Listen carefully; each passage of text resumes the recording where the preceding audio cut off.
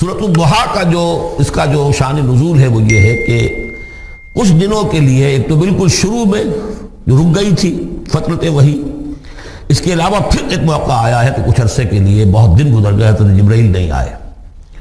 اور آپ کے اوپر ایک شدید قسم کی جو ہے وہ پریشانی طاری ہو گئی۔ کچھ لوگوں نے بھی طعنہ دینا شروع کر دیا، کچھ عرصے سے محمد تم نے کوئی نئی وحی نہیں سنائی، کیا ہوا تمہارا شیطان کیا چلا گیا وہ سب؟ کوئی ایسا بھی بتایا گیا کہ ایک دفعہ کئی راتوں تک آپ رات کو اٹھے نہیں، تو کہا وہ تمہارا شیطان تمہیں چھوڑ گیا ہے۔ کوئی ساتھ کے رہنے والی عورت جو تھی کہ رات میں نے سنی نہیں تمہاری کوئی پڑھنے کی جو تم پڑھا کرتے تھے، شاید شیطان تمہیں چھوڑ گیا ہے۔ خود آپ کو جس قدر ایک اشتیاق رہتا تھا کہ وہی آئے اور آپ کی وہ روح کو جو ہے مزید اور غذا اور تر و تازگی جو ہے وہ مسلسل ملتی رہے، اس کی وجہ سے یہاں تک آتا ہے کہ حضور فرماتے کہ اس درجے میں رنج اور غم میں تھا کہ میں سوچتا بربنائے طب بشری، اس درجے حضور کے اوپر جو ہے یہ شاخ گزر رہا تھا کہ وہی کیسے بند ہو گئی، اور اس میں یہ بھی تھا کہ اللہ ناراض تو نہیں ہو گیا، کیا مجھ سے کوئی خطا تو ایسی نہیں ہو گئی، یہ سبب کیا ہوا ہے؟ یہ ہے وہ کیفیت کہ جس کے اندر یہ آیتیں نازل ہو رہی ہیں۔ اور اب آپ اس کو سمجھ لیجئے کہ اس کا نفسیاتی اور انسان کی باطنی کیفیات کے ساتھ کیا تعلق ہے۔ انسان پر دو طرح کی کیفیات طاری ہوتی رہتی ہیں، جیسے میں نے پہلے ایک دفعہ آپ کو بتایا صدیق اور شہید کے درمیان جو فرق ہے بنیادی، کہ کچھ بنیادی طور پر لوگ ایکسٹروورٹس ہوتے ہیں، کچھ بنیادی طور پر انٹروورٹس ہوتے ہیں۔ ایکسٹروورٹس کھیل کود بھاگ دوڑ، لوگوں سے ملنا جلنا، گفتگو ہے، اسے دھکا دے دیا، اس سے مذاق کر لیا، اسی میں وہ خوش رہتے، بڑے مگن رہتے، تنہائی انہیں کاٹ کھانے کو دوڑتی ہے۔ اور ایک انٹروورٹس ہوتے ہیں کہ وہ مجلس وغیرہ کو نہیں ہوتا، اپنے تنہائی میں کہیں بیٹھے ہیں، غور و فکر کر رہے ہیں، سوچ بچار کر رہے ہیں، انہیں وہ مجلس سے زیادہ اپنا گوشہ تنہائی جو ہے وہ زیادہ عزیز ہوتا ہے۔ تو یہ دو مزاج اللہ نے بنائے ہیں۔ اسی طرح ہر انسان کے اوپر آلٹرنیٹلی کچھ کیفیات آتی ہیں جس کو ہم کہتے ہیں میرا موڈ آف ہے، ایک طرح قبض سا ہو جاتا ہے طبیعت میں بندش سی ہوتی ہے، کسی وقت اسی شخص کے اندر پھر انشراح سا ہو جاتا ہے، پھر ہنسنے بولنے کو جی چاہتا ہے، گفتگو کرنے کو جی چاہتا ہے۔ تو یہ کیفیت جب انسان کی روحانی زندگی سے متعلق ہو جائے تو اس کو پھر صوفیہ نے نام دیا قبض اور بسط۔ کبھی طبیعت میں انشراح ہے، انبساط ہے، طبیعت جو ہے وہ آبادہ ہے، ہر چیز میں روشنی کا پہلو آدمی دیکھ رہا ہے،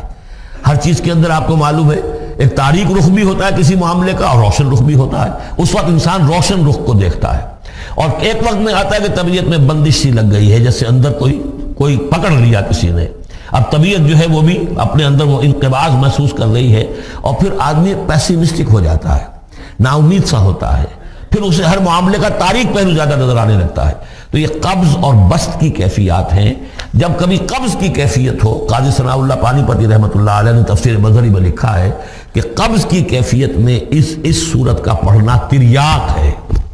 جس طرح حضور صلی اللہ علیہ وسلم کے لیے گویا کہ اس وقت جو وحی کا بند ہو جانا تھا وہ گویا کہ ایک طرح کے انقباض اور قبض کی کیفیت پیدا ہوئی تھی، اس میں اب اللہ تعالیٰ فرما رہے ہیں والضحیٰ، قسم ہے دن کے دھوپ چڑھنے کے وقت کی، واللیل اذا سجا، اور قسم ہے رات کی جبکہ وہ چھا جائے یا ساکن ہو جائے، سجا کے دونوں معنی ہے سکون۔ اب دیکھیے ان دونوں کو کیوں لائے، اس لیے کہ صبح ہے، حرکت ہے، برکت ہے، چلنا ہے، دوڑنا ہے، ہر شخص جا رہا ہے، ادھر جا رہا ہے ادھر جا رہا ہے، رات کو سکون ہو گیا، تاریکی چھا گئی اور شور ہنگامہ ختم ہو گیا۔ لیکن یہ رات اور دن دونوں ضروری ہے انسان کے لیے، یہاں کا نظام چلانے کے لیے۔ اگر رات ہی رات ہوتی تب بھی یہ دنیا نہ چلتی، اور دن ہی دن ہوتا تب بھی نہ چلتا، تو رات بھی ضروری ہے۔ اسی طریقے سے نفس انسانی کے لیے کبھی کبھی قبض کا وقفہ بھی ضروری ہے۔ آپ اسے یہ نہ سمجھیں کہ اللہ تعالیٰ ناراض ہو گیا، یہ بھی ہماری تربیت کا ایک یوں سمجھیے کہ ایک جز ہے۔ ما ودعک ربک وما قلی، آپ کے رب نے آپ کو رخصت نہیں کیا ہے، نہ ہی وہ آپ سے ناراض ہوا ہے۔ وَلَلْآخِرَةُ خَيْرٌ لَكَ مِنَ الْأُولَىٰ، اور اس کے بعد جو وقت آئے گا اس قبض کے بعد وہ پہلی سے بھی بہتر ہوگا۔ اور میں حیران ہوتا ہوں کہ کیسے غالب نے وہ بات کہی ہے کہ جو بالکل ترجمانی ہے اس کی، رکتی ہے میری طبع تو ہوتی ہے رواں اور، یعنی یہ کہ جب میری طبیعت کے اوپر کبھی کبھی رکاوٹ سی آ جاتی ہے، اب شعر جو ہیں اچھے نازل نہیں ہو رہے، لیکن جب وہ رکاوٹ سے میں نکلتا ہوں، اس قبض سے نکلتا ہوں، رکتی ہے میری تباہ تو ہوتی ہے رواں، اور اس لیے کہ اس قبض کے بعد جب مرحلہ آتا ہے انبساط کا اور انشراح کا، تو وہ ایک قدم آگے ہوتا ہے آدمی، اس پہلی کیفیت سے ایک درجہ جو ہے اس کا بڑھ چکا ہوتا ہے۔ وَلَلْآخِرَةُ خَيْرٌ لَكَ مِنَ الْأُولَىٰ، یقیناً پچھلی ہر گھڑی، ہر ساعت اور ہر قبض کے بعد آنے والا انبساط آپ کے لیے پہلے سے اونچا درجہ لے کر آئے گا۔ وَلَسَوْفَ يُعْطِيكَ رَبُّكَ فَتَرْضَىٰ، ان قریب آپ کا رب آپ کو اتنا کچھ دے گا، اتنا کچھ دے گا، آپ کی محنتوں کے وہ نتائج سامنے آئیں گے کہ آپ راضی ہو جائیں گے۔ اب دیکھیے پچھلی صورت ختم ہوئی تھی وَلَسَوْفَ يَرْضَىٰ، یہاں ہے وَلَسَوْفَ يُعْطِيكَ رَبُّكَ فَتَرْضَىٰ، صرف ضمیر کا فرق ہے، کیونکہ صدیق پر وحی نہیں آتی، براہ راست خطاب نہیں کیا جا سکتا، وہاں وہ صیغہ جو ہے وہ غائب کا ہے، وَلَسَوْفَ يَرْضَىٰ، اور چونکہ نبی وہ ہے جس پر وحی آ رہی ہے، براہ راست مخاطب ہے، تو وَلَسَوْفَ يُعْطِيكَ رَبُّكَ فَتَرْضَىٰ، آپ کا رب اتنا کچھ دے گا کہ آپ راضی ہو جائیں گے۔ اب یہ کہ اسی قبض کی حالت میں پھر اللہ تعالیٰ اپنے احسان جتا رہا ہے، اور یہ بہترین ہے۔ کبھی طبیعت پر ڈپریشن ہو اس طرح کی اور قبض کی کیفیت ہو تو آدمی یاد کرے کس کس مرحلے پر اللہ نے میری دستگیری فرمائی، کن کن مراحل پر اللہ تعالیٰ نے مجھے مشکلات سے نکالا، اس سے وہ حوصلہ بڑھتا ہے۔ اور اس کو بھی سمجھیے کہ اسی انداز میں علم یجد کا یتیماً فآویٰ، یہ سیرت النبی کے بڑے اہم حصے ہیں جو اس میں آ گئے ہیں۔ آپ کی پیدائش یتیمی میں، پوسٹیومس چائلڈ، باپ تو پہلے فوت ہو چکا ہے، 6 سال کی عمر میں والدہ گئی، 8 سال کی عمر میں دادا گئے، اور وہ یعنی جو آپ نے دیکھا ہے ابتدائی زمانہ زندگی کا، تو وہ یتیمی کا۔ علم یجد کا یتیماً فآویٰ، کیا اس نے اے محمد آپ کو نہ پایا کہ آپ یتیم تھے، پھر پناہ دی، آپ کے لیے بندوبست کیا، دادا کے دل میں جو شفقت ڈالی، پھر آپ کے تایا زبیر کے دل میں جو شفقت ڈالی۔ عبد المطلب کے بعد فوراً ابو طالب کا نام آتا ہے، حالانکہ یہ غلط ہے تاریخی اعتبار سے۔ عبد المطلب کے بعد کافی عرصے تک زبیر جو آپ کے تایا تھے وہ سرپرست تھے،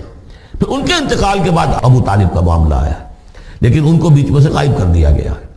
بہرحال اللہ تعالیٰ جو بھی کسی کے دل میں ڈالتا ہے، آخر ابو طالب کے دل میں محبت ڈالی تو کس نے ڈالی؟ وہ ہم پڑھ چکے ہیں سورہ طٰہٰ میں، وَأَلْقَيْتُ عَلَيْكَ مَحَبَّةً مِّنِّي، حضرت موسیٰ علیہ السلام کی موہنی صورت کے اوپر اللہ تعالیٰ فرماتے ہیں ہم نے اپنی محبت کا پرتو ڈال دیا کہ تمہیں دیکھنے کے بعد وہ قتل کرنے کے ارادے سے باز رہ گئے، ان کے ہاتھ شل ہو گئے، ایسی موہنی صورت، اسے قتل کر لیں۔ وَأَلْقَيْتُ عَلَيْكَ مَحَبَّةً مِّنِّي وَلِتُصْنَعَ عَلَىٰ عَيْنِي، یہ ہوا ہے۔ تو فرمایا علم یجد کا یتیماً فآویٰ ووجدک ضالاً فہدیٰ، اور پھر جب آپ شعور کی پختگی کو پہنچے اور غور و فکر کا مرحلہ آیا، حقائق میں انسان کو سوچ بچار کا مرحلہ آیا، اور آپ کو دیکھا کہ آپ تلاش حقیقت میں سرگرداں ہیں، تو ہدایت دی۔ وہ آگے آ جائے گا، بہت قریب پہنچ گئے ہم، اقرأ بسم ربک الذی خلق، وہ مرحلہ جب آئے گا۔ وَوَجَدَكَ عَائِلًا فَأَغْنَىٰ، اور پایا آپ کو تنگ دست تو غنی کر دیا۔ کس طرح سے راستہ پیدا کیا ہے خدیجہ الکبریٰ رضی اللہ تعالی عنہا نے، جو بھی ان کے آپ کے محاسن دیکھے کتنی گرویدہ ہوئی ہیں۔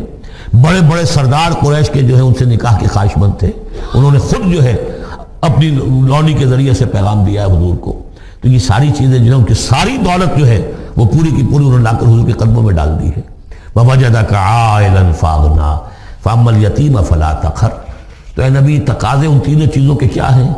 ہم نے آپ کو یتیم پایا، پناہ دی، اب آپ بھی یتیم کے سرپرستی کیجئے، کسی یتیم کو اس کے اوپر کوئی جبر نہ ہو، سختی نہ ہو۔ وَأَمَّا السَّائِلَ فَلَا تَنْهَرْ، اور آپ جب کہ تلاش حقیقت میں سرگرداں تھے تو ہم نے آپ کو ہدایت دی، اسی طریقے سے اب آپ کو بھی کوئی شخص سائل بن کر آپ کے پاس آئے، سوال کرے، اسے جھڑکنا نہیں ہے۔ اسے جو بھی سائل دونوں طرح کے ہوتے، سوال کرنے والا کوئی علمی سوال، اور سوال کرنے والا کوئی مالی دولت، مالی مدد کے لیے۔